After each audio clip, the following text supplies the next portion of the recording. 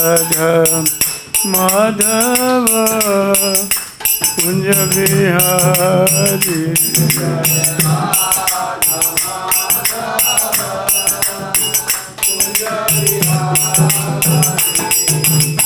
गोपीजन वल्लभ गिरिवरधारी।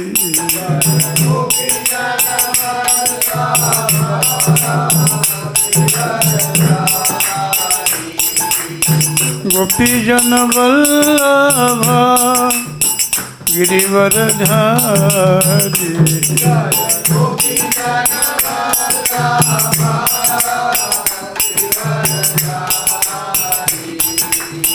यशोदानंदन ब्रज जन रंजन।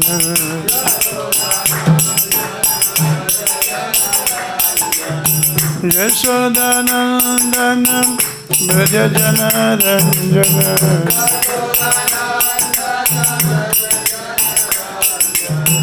यशोदानंदन ब्रज जन रंजन।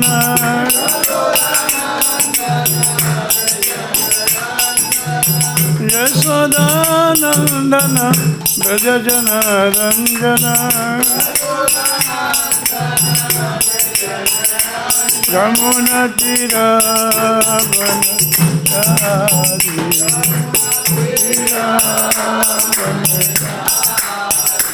जय राधा माधव कुंज बिहारी।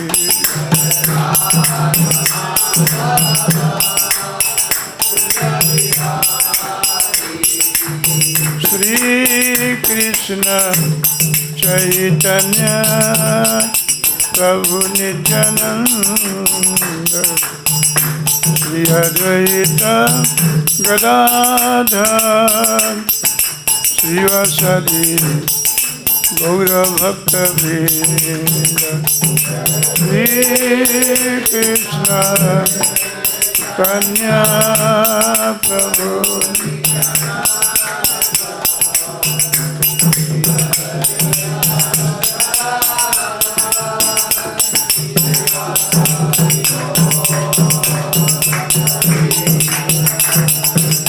श्री कृष्ण चैतन्य प्रभु नित्यानंद।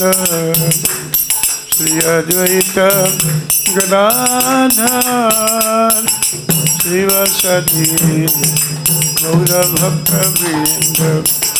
जय श्री कृष्ण कन्या प्रभु नित्यानंद।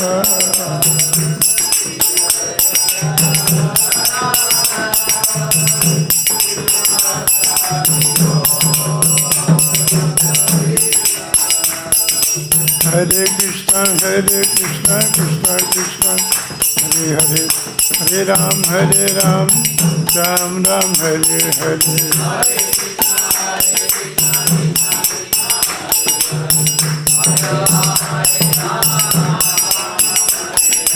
हरे कृष्ण कृष्ण कृष्ण हरे हरे, हरे राम राम राम हरे हरे।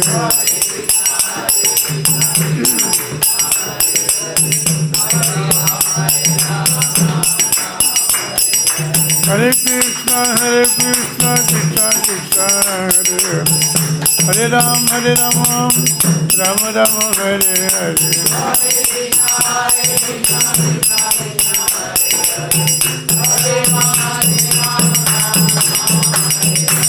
हरे Krishna Krishna Krishna Hare Hare, Ram Ram Ram Hare Hare.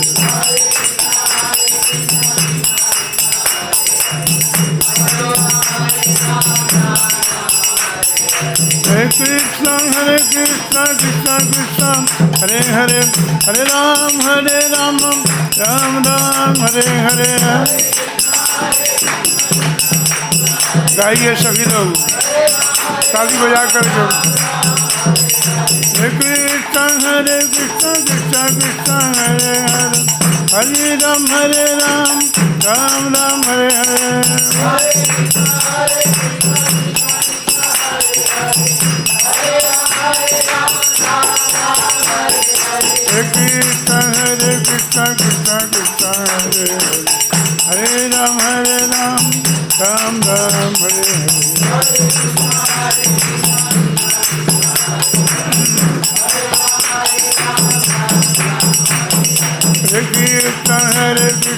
Krishna Krishna Hare Hare Hare Ram Hare Ram Ram Ram Hare Hare Krishna Krishna Krishna Hare Hare Hare Ram Hare Ram Jaya Sachinandana Jaya Sachinandana Jaya Sachinandana Jaya Sachinandana Nitai Gauranga Nitai Gauranga Nitai Gauranga Nitai Gauranga Hari Bol Hari Bol Hari Bol Gaura Hari Bol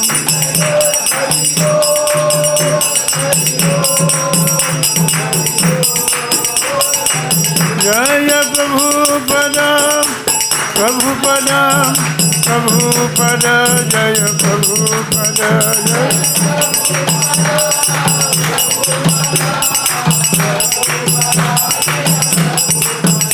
Prabhupada Prabhupada Prabhupada Jaya Prabhupada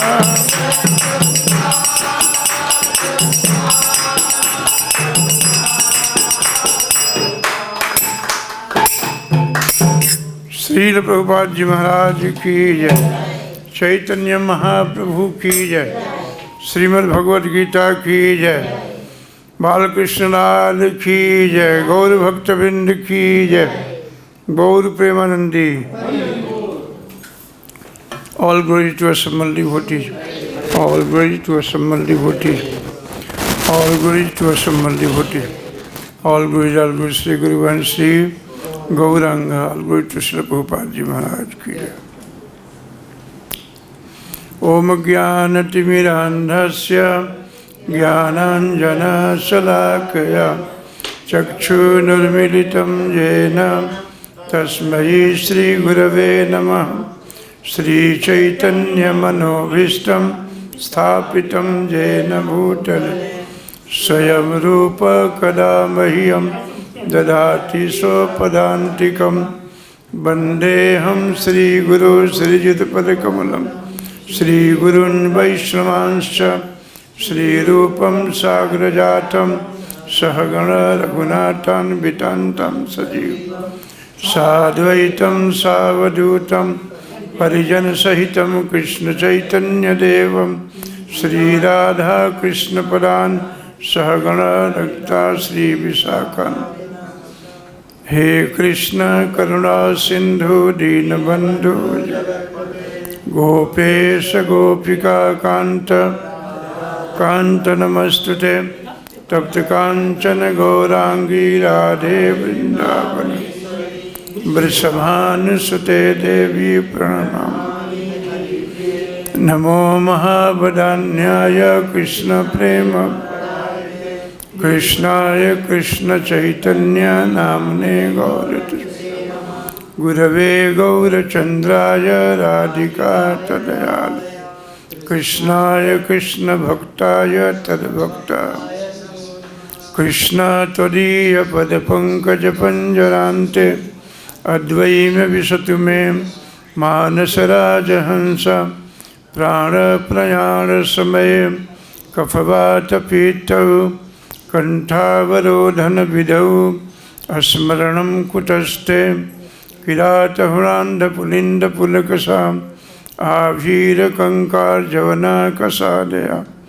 Jene Chapapa Jadupa Sraya Sraya Shuddhyam Titasmayi Prabhavishnave Kirata Huranta Pasvino Dana Paravasasvino Manasvino Mantra Vidasu Mangala Chemam Navindam Trivinaya Tarpanam Tasmayi Subhadra Sravase Namo Namo Vancha Kalpatarubhyascha Kripa Sindhubhyevacha Patitanam Pavanebhyo Vaishnavyo Jai Sri Krishna Chaitanya Prabhu Nityananda Sri Advaita Gadadhar Shiva Sri Gaura Hare Krishna Krishna Krishna Hare Hare हरे राम राम हरे कृष्णा। सभी स्वस्थ हैं आप लोग? ठीक है। कौन सा है बच्चा? ये वाला यहाँ से है। श्रीमद् भगवद गीता के हम सब नहीं बोलना। श्रीमद् भगवद गीता के ज्ञान का विषय नहीं जी। भगवद गीता के इन दिनों में हम लोग भूमिका में हैं। भगवद गीता का जो सार है, भगवद गीता का इसमें कैसा कैसा भगवान ने चीज़ भरा है, उसके उपरांत पहले ये इसको बताते हैं। इसमें भगवत से भगवान, गीता से गीत। भगवान ने कुरुक्षेत्र के मैदान में एक बड़ा सुंदर गीत गाया, और ये गीत जो है 18 अध्याय में है। 60 श्लोकों से ओतप्रोत है ये। भगवान ने बड़ी खूबसूरती से और भगवान समाज को देते हुए प्रसन्नता को भी प्रकट किया, और अर्जुन को इसमें निमित्त बनाया। महात्मा अर्जुन के माध्यम से हम सभी आदमी श्रीमद् भगवद गीता के विद्यार्थी हैं। इसको हम लोग पाठ करते हैं, पठन करते हैं, और जीवन में इसको संग्रह करते हैं, इस पर चलने का कोशिश करते हैं। आइए भूमिका में प्रभुपाद जी क्या लिखते हैं। वैदिक ज्ञान शोध का विषय नहीं है। हमारा शोध कार्य अपूर्ण है, क्योंकि हम अपूर्ण इंद्रियों के द्वारा शोध करते हैं। हमारी जो इंद्रियां हैं, हमारे जो देखने की शक्ति है, सुनने की शक्ति है, सूंघने की शक्ति है, बोलने की शक्ति है, ये सभी अपूर्ण है। हम लोग पूर्ण नहीं है, परफेक्ट नहीं है। और वैदिक ज्ञान जो है वो पूर्ण है, क्योंकि पूर्ण से ही निकला हुआ है। ये भगवान से, भगवान की वाणी है, भगवान ने बोला इसको। इसीलिए प्रभुपाद जी भगवद गीता को श्रीमद् भगवद गीता यथा रूप, एज इट इज, जैसे था उसी प्रकार से प्रभुपाद जी रख लिए। आप हम सबका परम कर्तव्य है कि न इसमें से कुछ जोड़ें इसमें, और न इसमें से कुछ कम करें, तभी यथारूप के रूप में हम इसे श्रवण कर सकते हैं। हमारी इंद्रियां अपूर्ण है, हम इनपरफेक्ट हैं। ज़्यादा सोचने की शक्ति नहीं है, 2 घंटा से ज़्यादा बोलने की ताकत नहीं है, एक बार भोजन कर ले तो दिन भर पेट में से वो बाहर नहीं, यानी पचता नहीं है। भगवान पूर्ण हैं। भगवान की इंद्रियां जो हैं, भगवान की जो बोलने की शक्ति है, वो 24 घंटे बोल सकते हैं, नाच सकते हैं, सुन सकते हैं, देख सकते हैं। प्रभु अपार है, असीम है, उसकी कोई सीमा नहीं है। ऐसे भगवान है। ऐसे भगवान के द्वारा ये वैदिक ज्ञान को प्रसारित किया गया है।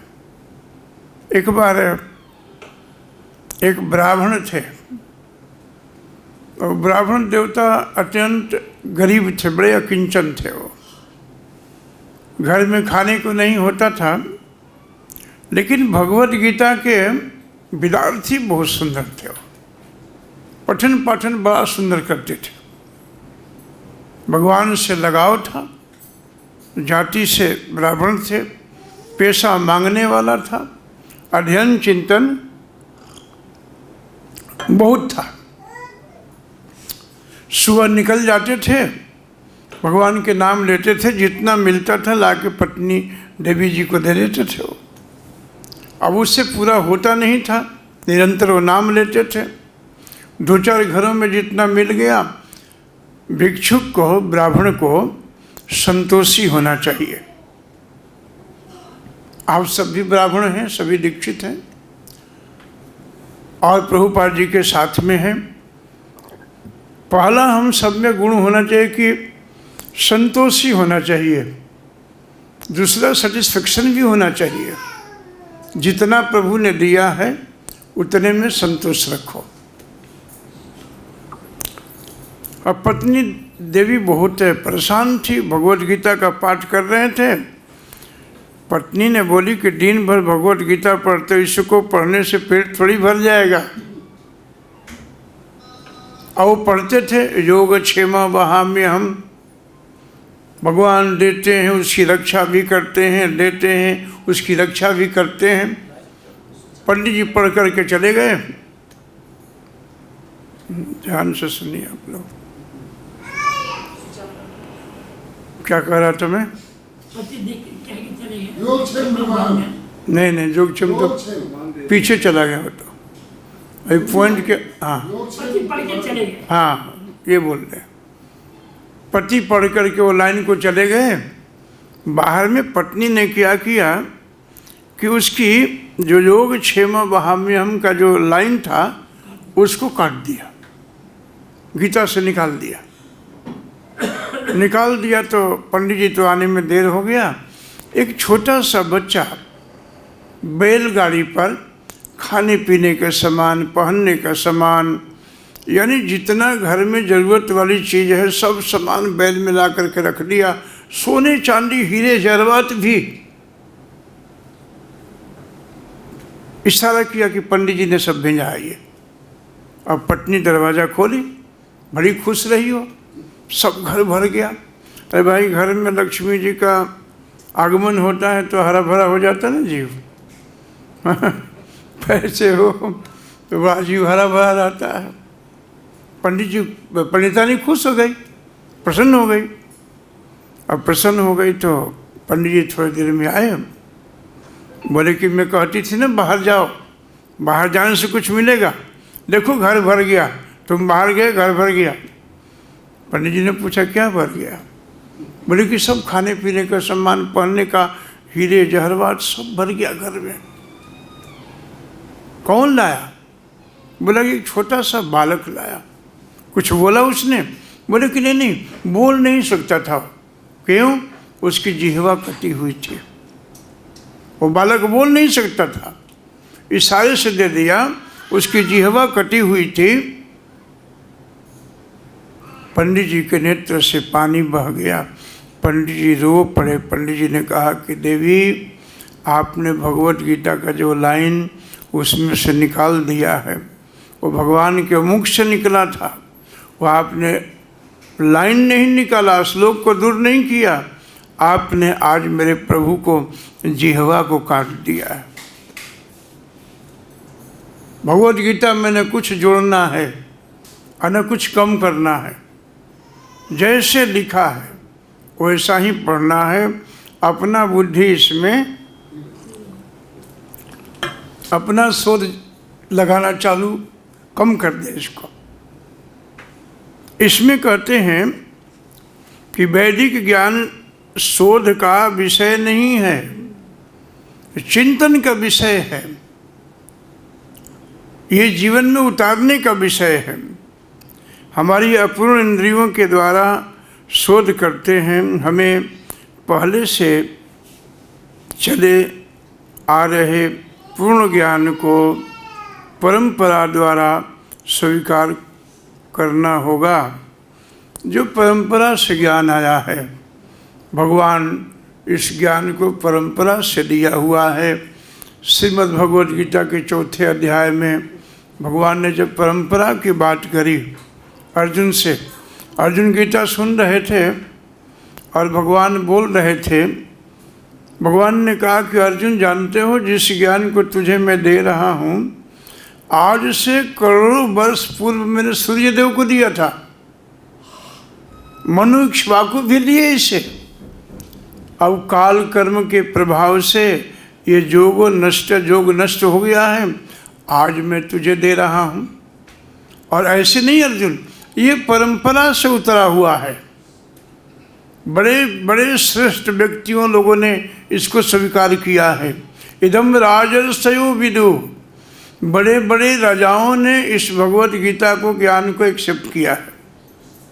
राजर्षयो, राजाओं ने इसे एक्सेप्ट किया है। आज उसी ज्ञान को तुझे मैं दे रहा हूँ, क्योंकि तुम ही उसी परंपरा में हो।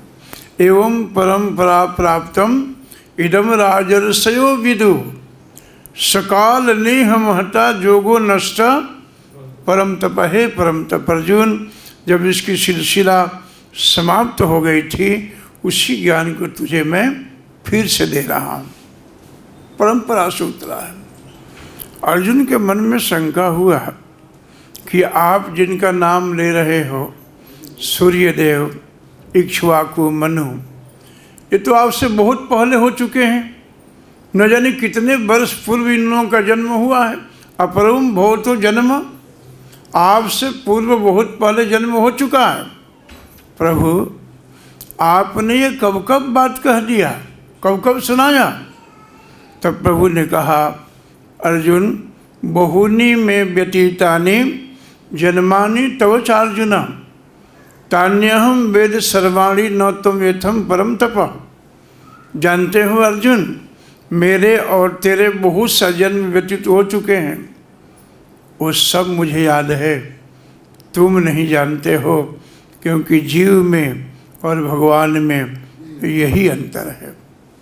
हमारी इंद्रियां अपूर्ण है, इनपरफेक्ट है। सुबह हमने कितने लोगों से मिले, कल परसों कितने लोगों से मिले, क्या क्या खाए, क्या क्या बोले, अभी आपको याद नहीं है। 10 दिन बाद भी क्या होने वाला है ये भी याद नहीं है। वर्तमान के भी याद नहीं है, भूत भविष्य भी याद नहीं है। और हमारे प्रभु कहते हैं, भविष्यानि च भूतानि वर्तमानानि च चार्जुन।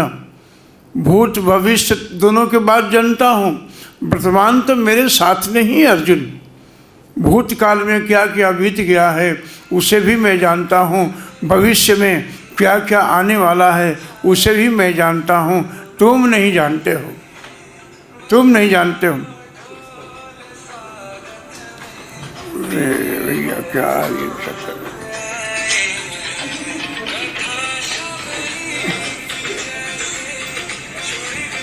बंद करो बंद। मेरे और तेरे जन्म बहुत से व्यतीत हो चुके हैं, तुम नहीं जानते हो, सब मैं जानता हूँ। इसीलिए भगवत गीता, भागवतम ये शोध का विषय नहीं है, ये चिंतन का विषय है, ये जीवन में उतारने के विषय है। भगवत गीता को जीवन में उतार करके देखिए। परंपरा द्वारा स्वीकार करना होगा, जैसा कि भगवत गीता में कहा गया है। हमें ज्ञान को परंपरा के उपयुक्त स्रोत से ग्रहण करना होता है।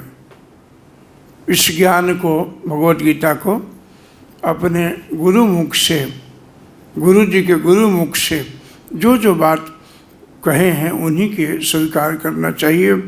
ऐसे हम लोगों का बड़ा सौभाग्य है, कितना बड़ा पुण्य है कि हम लोग ऐसे संस्था में बैठे हैं, जो आपको कुछ करने की ज़रूरत नहीं है, कुछ ढूंढने की आवश्यकता नहीं है, सब सामग्री रखा हुआ है, आप उसका आनंद उठाओ। इस केवल खूब सुंदर से जप करो, मंगलारती करो, गुरु पूजा करो, क्लास करो, यही जिंदगी है, यही लाइफ है। आप बाहर में जाकर के देखिए, लोग कितने दुखी हैं, कितने परेशान, सब है घर में, ऐश्वर्य भोग बंधु बांधवों से घर भरा हुआ है, लेकिन दिमाग में परेशानी बनी हुई है। हमारे बूढ़े से वृद्ध भक्त लोग आ करके मंदिर में नाचते हैं। नाचता कब है आदमी? जब अंदर से प्रसन्नता होती है, जब खुशी होता है, तब व्यक्ति नाचता है। तो ये इस ज्ञान को परंपरा से ग्रहण करना होगा। परंपरा परम आध्यात्मिक गुरु साक्षात भगवान से प्रारंभ होती है। ये साक्षात भगवान गुरु के रूप में आकर के भगवद गीता को दिया। भगवान ऐसे तो गुरु हैं हमारे इस संसार में बहुत, लेकिन भगवान क्या हैं? परम गुरु हैं भगवान। भगवान जगत गुरु हैं। भगवान परंपरा से होती है और गुरु शिष्य की यह परंपरा आगे बढ़ती जाती है। छान के रूप में अर्जुन भगवान कृष्ण से शिक्षा ग्रहण करता है और उसका विरोध किए बिना वह कृष्ण की सारी बातें स्वीकार कर लेता है। भगवान जब गीता को सुना रहे थे, अर्जुन ने कुछ विरोध नहीं किया। जहाँ समझ में नहीं आई वहाँ बात पूछा है। विरोध में और पूछने में अंतर है। विरोध का मतलब हम ये हो गया कि हम गीता को नहीं मानते, भगवान को नहीं मानते। अर्जुन ने ऐसा नहीं कहा कहीं। अर्जुन ने कहा कि यदि इनको हम मार देंगे, अपने जन लोग हैं, यदि मैं जीत भी गया तो ये भोग रुधिर खून से सने हुए इस भोग को लेके क्या करेंगे? जब ये जनता नहीं रहेंगे, बंधु बांधव ही नहीं रहेंगे, तो इस भोग का मैं क्या करूँगा? अर्जुन ने ऐसे तर्क दिया। भगवान ने इसे समझाया। शिक्षा ग्रहण करना होता है और उनका विरोध किए बिना वह कृष्ण के सारी बातें स्वीकार कर लेता है। किसी को भगवद गीता के एक अंश को स्वीकार करने और दूसरे अंश को अस्वीकार करने की अनुमति नहीं दी जाती है। हमें भगवद गीता को बिना किसी प्रकार की टीका टिप्पणी, बिना घटाए बढ़ाए तथा विषय वस्तु में बिना किसी मनोकल्पना के स्वीकार करना चाहिए। इसको बहुत सहज भाव से, बड़े सरल भाव से मन को ठीक करके इस भगवद गीता को समझना चाहिए। दक्षिण भारत में एक ब्राह्मण थे चैतन्य महाप्रभु के समय में। वो ब्राह्मण को भगवद गीता पढ़ने नहीं आता था। महाप्रभु के शिष्य लोग वहाँ गए, भगवद गीता उनको अक्षर पढ़ने ही नहीं आता था। यानी पाठशाला में ही नहीं गए थे, वो जानते ही नहीं थे पढ़ना। लेकिन वो ब्राह्मण देवता जब भगवद गीता को हाथ में लेते थे तो उनके आँखों से पानी चलता था, खूब रोते थे। भगवद गीता के दर्शन करके खूब रोते थे। किसी ने पूछ लिया कि आप भगवद गीता पढ़ नहीं रहे हो, केवल हाथ में लिए हो, आप क्या समझते हो? बोले कि बस मैं इतना समझता हूँ कि ये ग्रंथ भगवद गीता भगवान की वाणी कितना महान है कि अर्जुन जैसे मोहग्रस्त हुए इस भवसागर में जो पड़े थे उनका मोह दूर कर दिया भगवद गीता। बस मैं इतना ही समझा हूँ, इसमें ज़्यादा समझने की आवश्यकता नहीं है। प्रभु ने कह दिया है सर्वधर्मान परित्यज्य माम एकम, मेरे पास आ जाओ बस, और सोच विचार ना करो कुछ, अपना टीका टिप्पणी कुछ भी नहीं। प्रभु ने कहा है, भगवान ने कहा।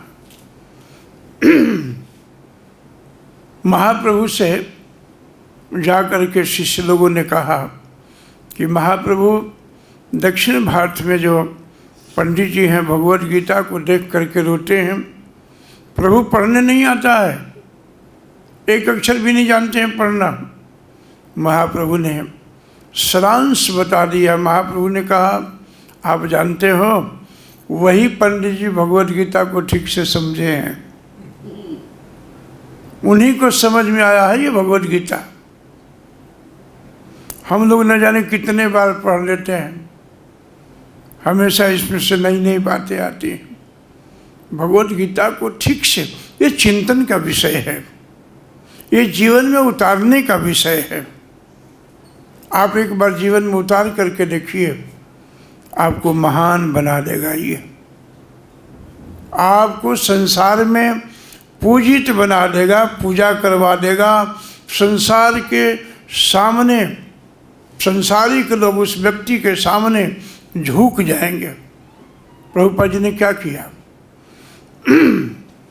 प्रभुपाद जी ने विदेश में जाए कोई चमत्कार थोड़ी किया, मिट्टी को सोना थोड़ी बनाया, ये थोड़ी कहा कि मैं विद्वान हूँ। बोले कि मैं भगवान के संदेश को लेकर के आया हूँ। महाप्रभु की आज्ञा थी, गुरु ने कृपा किया, मैं विदेश आ गया हूँ। डोर टू डोर जाते थे प्रभुपाद जी भगवद गीता के ग्रंथ को लेकर के, पुस्तक को लेकर के। और प्रभुपाद जी जब दरवाज़ा खुलता था तो प्रभुपाद जी कहते हैं, मैं तो देखो प्यून हूँ, डाकिया हूँ, ये आपका मैं लेटर लेकर के आया हूँ, आप इसको खोल करके पढ़ो।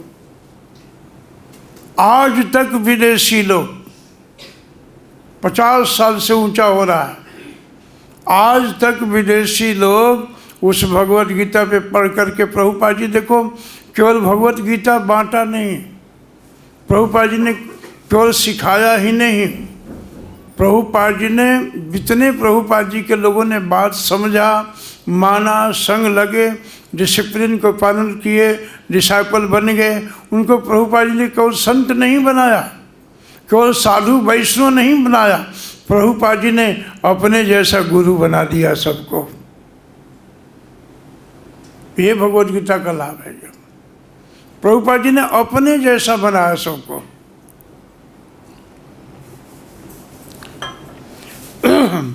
एक उदाहरण देते हैं, पारस पत्थर जो है ना, वो जितना मर्जी आपके घर में लोहा है सबको सोना बना देगा। वो पारस गुण अवगुण नहीं चितवत कंचन करत खरो। वो गुण अवगुण नहीं देखता कि ये लोहा गंदा है कि शुद्ध है, कि चमकता है, कि इसमें जंग लगा है कि गंदा है, कुछ नहीं देखता है। उसको टच करा और सोना बना देता है। कौन? पारस पत्थर। लेकिन पारस पत्थर लोहे को सोना बनाता है, लेकिन अपने जैसा नहीं बनाता है। पारस पत्थर नहीं बनाता है, लोहे को सोना बना देता है। लेकिन कोई संत, प्रभुपाद जी जैसा कोई संत यदि आपके जीवन में आ जाए, मिल जाए, तो केवल उसको संत नहीं, वैष्णव नहीं, उसको अपने जैसा बना देता है। वो संत में और पारसमणि में यही अंतर है। भगवद गीता को प्रभुपाद जी ने देख करके सबको आज परम वैष्णव के लाइन में लगा दिया। आगे कहते हैं प्रभुपाद जी, ये तो एक लाइन बड़ा, इसमें महान महान शब्द है सभी। आध्यात्मिक गुरु साक्षात भगवान से प्रारंभ होती है और गुरु शिष्य की यह परंपरा आगे बढ़ती जाती है। छात्र के रूप में अर्जुन भगवान कृष्ण से शिक्षा ग्रहण करता है और उनका विरोध किए बिना वह कृष्ण की सारी बातें स्वीकार कर लेता है। किसी को भगवद गीता के एक अंश को स्वीकार करने और दूसरे अंश को अस्वीकार करने की अनुमति नहीं दी जाती। हमें भगवद गीता को बिना किसी प्रकार की टीका टिप्पणी किए बिना घटाए बढ़ाए तथा विषय वस्तु में बिना किसी मनोकल्पना के स्वीकार करना चाहिए। गीता को वैदिक ज्ञान की सर्वाधिक पूर्ण प्रस्तुति समझना चाहिए। वैदिक ज्ञान दिव्य स्रोतों से प्राप्त होता है और स्वयं भगवान ने पहला प्रवचन किया है। भगवान का ये प्रवचन है, भगवान का गीत है, इसमें कोई बढ़ाने घटाने की आवश्यकता नहीं है। प्रवचन किया था। भगवान द्वारा कहे गए शब्द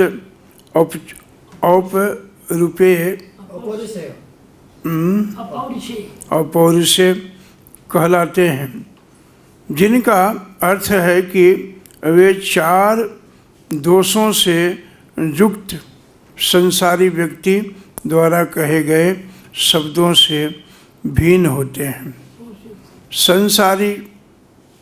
संसारी पुरुषों के दोष हैं, पहला, वह त्रुटियां अवश्य करता है। यानी संसारिक व्यक्ति में, हम सब में पहला दोष ये है कि हमसे गलती हो जाती है। कोई ऐसा व्यक्ति नहीं है जो गलती नहीं करता है। कोई परफेक्ट नहीं है यहाँ पर। सबसे कुछ न कुछ त्रुटियाँ हो जाती हैं, गलतियाँ हो जाती हैं। उस व्यक्ति को धीरे धीरे उस गलतियों को सुधार करना चाहिए। पहला दोष है त्रुटियाँ अवश्य करता है। दूसरा है वह अनिवार्य रूप से मोहग्रस्त होता है। मोहग्रस्त और भ्रम एक ही शब्द है, या तो मोह में है। मोह का मतलब होता है अज्ञान, अज्ञान मतलब अंधकार। तो पहला गलती है कि हम कोई भी जब संसार में निर्णय लेते हैं तो हम अंधकार में लेते हैं। कब? पति पत्नी में झगड़ा हो जाए, बेटा पिता में झगड़ा हो जाए, बंधु बांधव से जब झगड़ा हो जाता है उस समय निर्णय लेता है। कब? जब वो क्रोध में होता है। क्रोध में तो कोई निर्णय लेना अच्छा बात नहीं है। ऐसे आराम से बैठे हैं घर में मित्रों के साथ, लेकिन जब क्रोध आता है, क्रोध तो भ्रमित कर देता है ना। क्रोधाद भवति सम्मोह,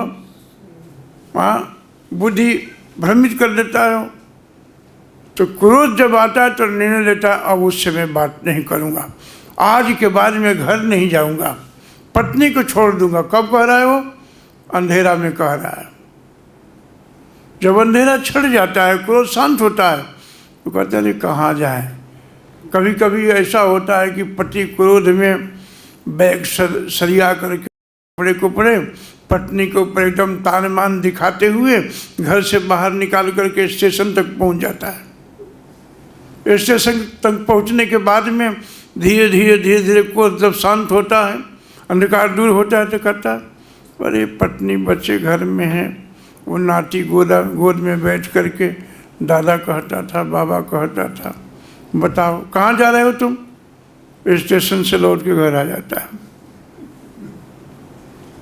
क्रोध में कभी भी निर्णय नहीं लेना चाहिए।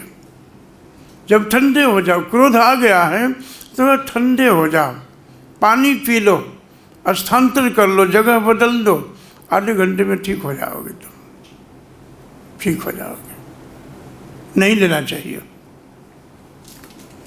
यह दूसरा दोष है कि मोहग्रस्त होता है। तीसरा दोष है उसमें अन्यों के धोखा देने की प्रवृत्ति होती है। तीसरा हम लोगों में गलती ये है कि हम चीटिंग करते हैं, धोखा देने की प्रवृत्ति है। प्रत्येक व्यक्ति एक दूसरे को झूठ बोल देता है। धोखा देने में अब धोखा देने का मतलब, चीटिंग करने का मतलब अब सब दोष आक्रमण कर देता है अंदर में। वो किसी से झूठ बोल के पैसा लेना हो, श्री राधे राधे राधे। सो रहे हैं क्या आप लोग? ठंडी ठंडी हवा है, बैठने की सुविधा है, हाँ, तो नींद तो आनी ही है ना।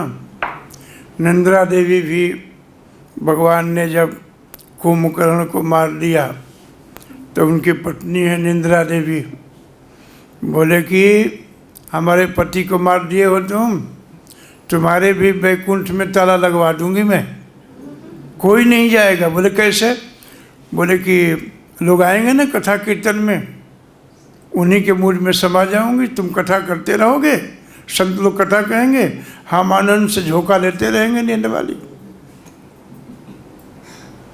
वक्ता ने भी कहा कि भाई बीच बीच में हम जय श्री कृष्ण बुलवाते रहेंगे। तो इससे सावधान रहना चाहिए हम लोगों को। ध्यान से सुनिए, अब तो समय बहुत, और 20 मिनट। हाँ समय नहीं है बहुत। तो तीसरा दोष है कि हम लोग दूसरों को धोखा देते हैं, चीटिंग करते हैं। छोटी छोटी बातों के लिए चीटिंग कर देंगे, धोखा दे देंगे, झूठ बोल देंगे। पत्नी पति, पत्नी बेटा, बाप भाई भाई, जब आपस में कुछ बात होता है, जब झूठ बोल देता है, झूठ पकड़ा जाता है तो कहता है अरे भाई झूठ बोलने की आवश्यकता नहीं थी, मैं तो तुमको बिना मांगे दे सकता था इस बात को, धोखा क्यों दे रहे हो तुम, चीटिंग क्यों कर रहे हो तुम। ये दोष है हम लोगों में, इस दोष को ठीक से सुधार करना है। और चौथा है कि वह अपूर्ण इंद्रियों के कारण सीमित होता है। हमारी इंद्रियां अपूर्ण हैं, परफेक्ट नहीं है। 10 दिन आगे की बात याद करनी होगा ना तो डायरी में लिखेंगे हम, या मोबाइल में चाहेंगे। पीछे भी 10 दिन के बाद याद करनी होगी, वो भी डायरी में लिखेंगे। भगवान में भूत भविष्य तो लगता ही नहीं है, और वर्तमान भगवान के साथ में रहता है हमेशा। इसलिए हमारी इंद्रियां अपूर्ण है। अपूर्ण इंद्रियों से, इन परफेक्ट इंद्रियों से हम ऐसे शास्त्रों का शोध कैसे कर सकते हैं?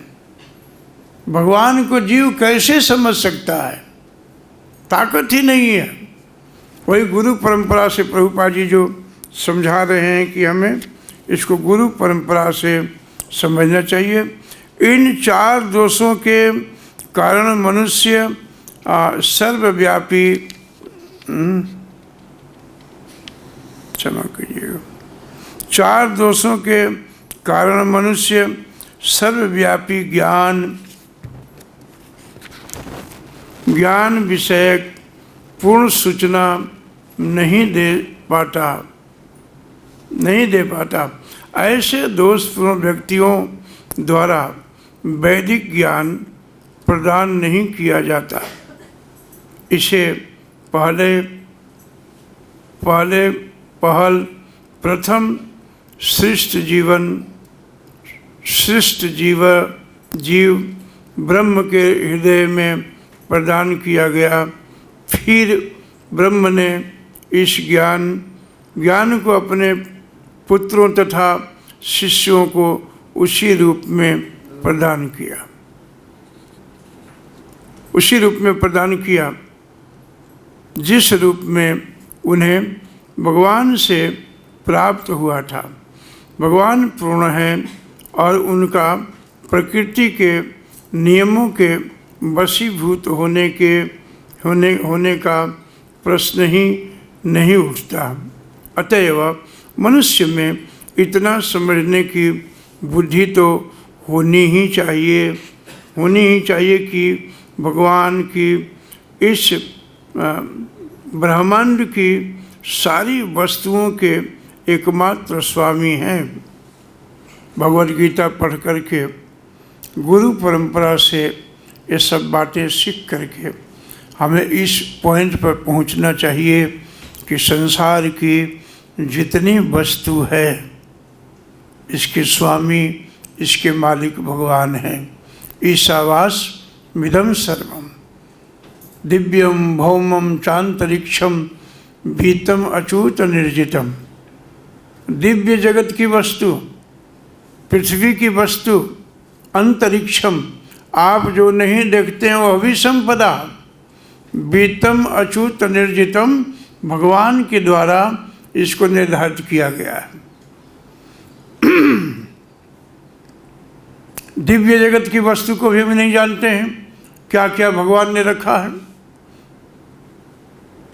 पृथ्वी के वस्तु को नहीं जानते हैं। अरे आप पृथ्वी की बात करते हैं, हमारा जीवन यात्रा कैसे चलता है वो भी नहीं समझते हैं हम लोग।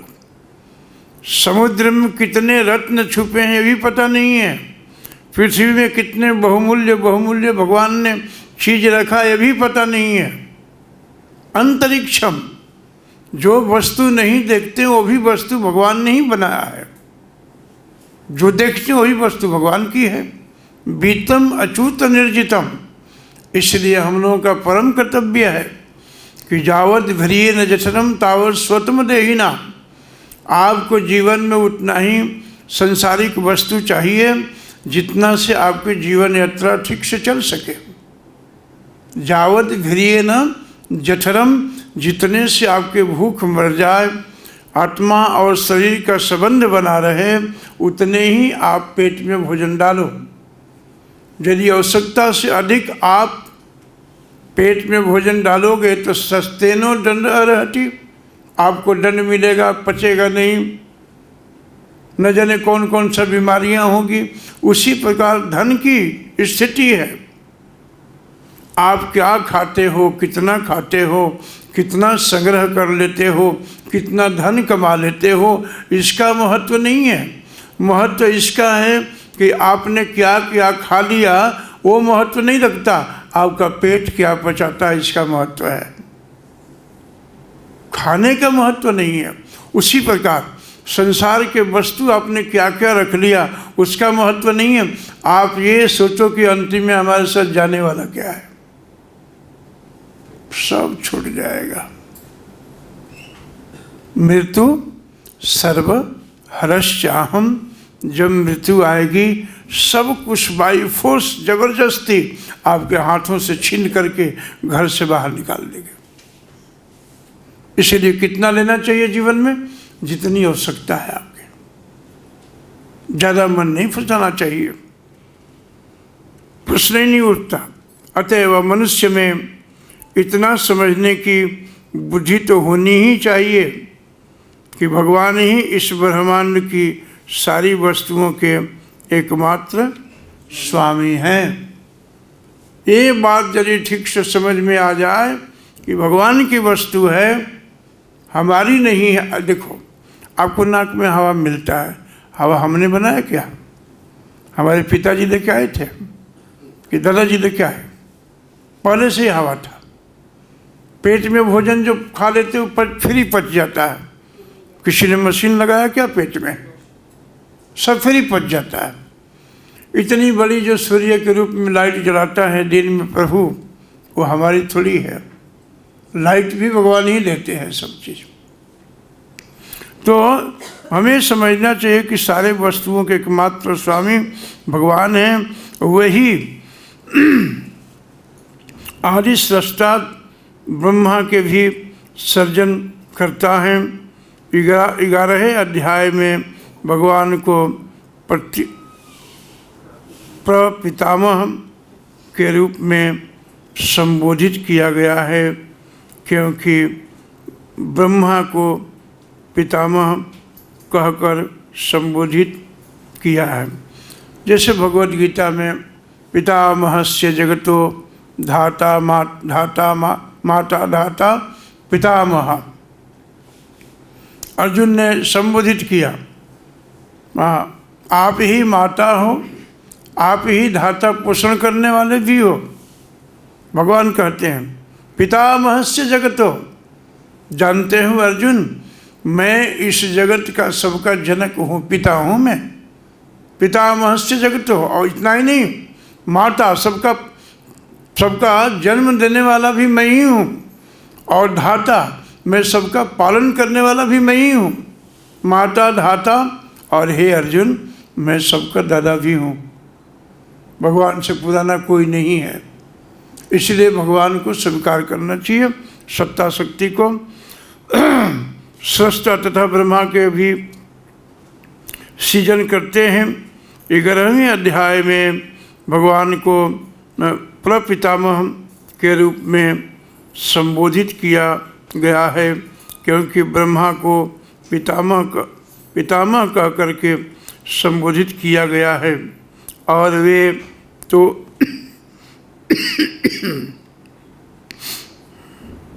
और वे तो इन पितामह के भी सृष्टा हैं, ब्रह्मा के भी सृष्टि करने वाले भगवान ही हैं। कितना देखो, कितना परफेक्ट, कितना क्लियर ज्ञान है ये जीव को और भगवान के विषय में समझने के लिए।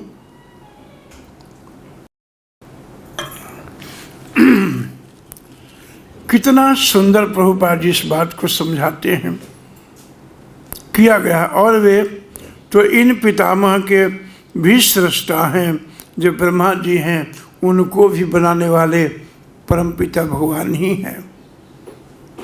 ब्रह्मा जी भी स्वयंभू हैं, ब्रह्मा जी भी प्रकट हुए हैं भगवान के नाभि कमल से, लेकिन ब्रह्मा जी को कुछ ज्ञान थोड़ी था। भगवान जब वो तपस्या किए तो तेने ब्रह्म हृदय आदि कवि ब्रह्मा जी को भगवान ने ज्ञान भर दिया उनके हृदय में।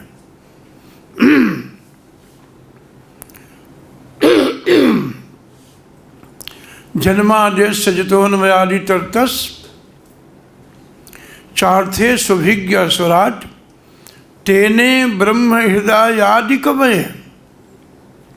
ब्रह्मा जी को आदि कवि कहते हैं। उस आदि कवि ब्रह्मा जी को भगवान ने हृदय में ज्ञान भर दिया, डाल दिया। ये भगवान ने भर दिया सब।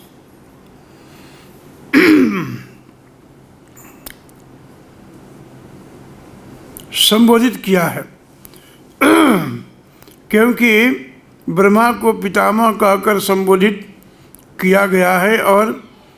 और वे तो इन पितामह के भी सृष्टा हैं, अतएव किसी को अपने आप को किसी भी वस्तु का स्वामी होने का दावा नहीं करना चाहिए कि मैं मालिक हूँ इस जगत का, या मेरा है। ये सब कहते हैं ना, मेरा है। जब कुछ काम बन जाता है, जब आदमी विजय करके घर में आता है तो पत्नी और तो कोई नहीं मिलता है, पत्नी बच्चों के सामने घर बढ़िया बना ले, बाल वस्तु घर में रख ले, देखा मेरी परिश्रम का है ये, मैंने सब किया, मेरा है ये सब, हाथ मत लगाना। बताओ, ऐसा आदमी कहता है।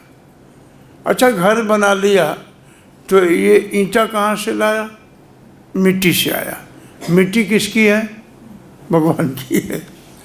पानी किसकी लगा? इसमें पानी भी लगा है। पानी किसकी है? भगवान की है। सीमेंट कहाँ से आया? पृथ्वी से आया।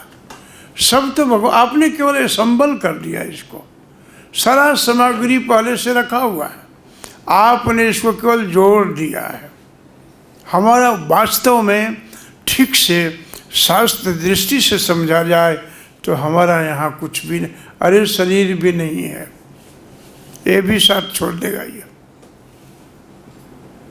वस्तु की बात छोड़ दीजिए, वैभव की बात छोड़ दीजिए, घर में बंधु बांधवों की बात छोड़ दीजिए, ये शरीर साथ नहीं देगा।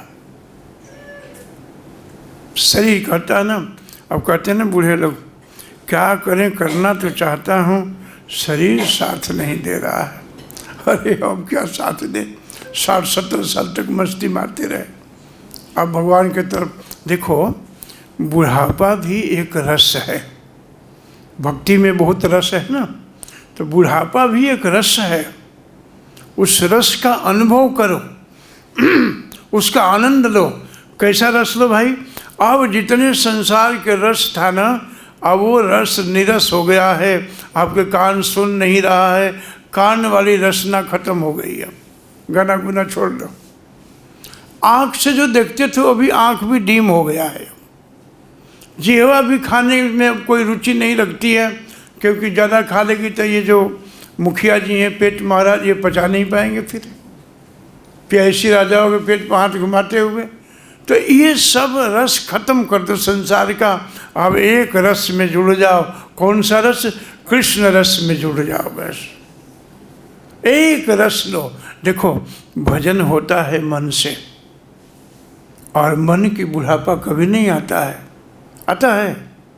बूढ़े लोगों से पूछो, और मन जवान हो जाता है, और मन जवान होता है। शरीर वृद्ध हो गया है, चलने की शक्ति नहीं, बोलने की शक्ति नहीं। मन कहता रही हम भी चलते, मेला ठेला घूम करके आते। बच्चे पकौड़े खाते हैं, क्या क्या खाते हैं, वो बूढ़ा बेचारा देख करके रह जाता है चुपचाप। चलो चलो कोई बात नहीं, बाद में देखेंगे। अब संसार के रस को छोड़ दो, अब कृष्ण रस को पियो। ये बुढ़ापा का रस है। मन स्थिर कर लो, इंद्रियों को प्रभु की सेवा में लगा दो जितना हो सके। मन तो आपके साथ है ही है जवान, बस इसी को लगाओ। भगवान मन को ही मांगते हैं। मन मना भव मद भक्तो मद्याजी माम नमस्कुरु मामे वैश्य सत्यम ते पति जानो प्रियो। मैं सत्य कहता हूँ तो मेरे प्रिय बन जाओगे। कैसा भी शरीर हो, बस इनको मन को जोड़ दो, भगवान के रस में जोड़ दो, भगवान के साथ जुड़े रहो। एक दो लाइन और है, पढ़ लेता हूँ। पितामह के भी सृष्टा हैं, अतएव किसी को अपने आप को किसी भी वस्तु का स्वामी होने का दावा नहीं करना चाहिए। उसे केवल उन्हीं वस्तुओं को स्वीकार करना चाहिए उन्हें उसके पोषण के लिए भगवान ने हिस्से में दी है। वही जावत धीरे जठरम, हम लोगों को उसी वस्तु को लें, उतना ही संग्रह करें जितना से हमारी आवश्यकता पूरा हो जाए। क्योंकि ये बात समझ में आ जानी चाहिए कि यहाँ के कोई भी वस्तु के स्वामी हम नहीं हैं, हम मालिक नहीं हैं, मालिक भगवान है। इसी बात को स्वीकार करना सत्य है, यही ध्रुव सत्य है, यही जीव का लक्षण होना चाहिए, लक्ष्य होना चाहिए। और बुढ़ापा आ जाए तो सभी जगह से मन को हटा करके भगवान के चरणों में लगा दो। अमरीश महाराज तो युवक शरीर था, सवई मन कृष्ण पदारविंदयो, मन तो निरंतर भगवान की सेवा में लगा के रखते थे। वंचांसी वैकुंठ गुणानुवर्णने, वाणी को केवल प्रभु की सेवा में उनके गुणगान करते रहते थे। कान से कथा सुनो, जीवा से तदर्पित प्रसाद की कमी नहीं है। खूब खाओ, जितना खा सकते हो। आज सही है ना, मृत्यु पाओ और राधा कृष्ण गुण गाओ। खा करके सो मत, राधा कृष्ण के गुण में लग जाओ। यही लक्ष्य बनाना चाहिए सबको। आप सबका बहुत धन्यवाद। आप सभी सुखी रहो, स्वस्थ भी रहो, संपन्न भी रहो और खूब आप सबकी भक्ति बढ़े। और ध्यान से जब भी कथा होती है ध्यान से सुनते रहो। क्या पता एक शब्द भी कान में जाग करके फंस जाए। अब ऐसा है ना कि अभी सुनते हैं ना, सुने हैं कान में डाल दिए तो वो इधर से बाहर निकल जाता है। हो सकता है एक आध शब्द नीचे उतर जाए, यहाँ जाके बैठ जाए, वो काम कर जाएगा आपको। तो सत्संग ध्यान से सुनना चाहिए और ध्यान से भक्ति करना चाहिए। यहाँ पहुँचे हम लोग। आप सबकी खूब भक्ति बढ़े। धन्यवाद।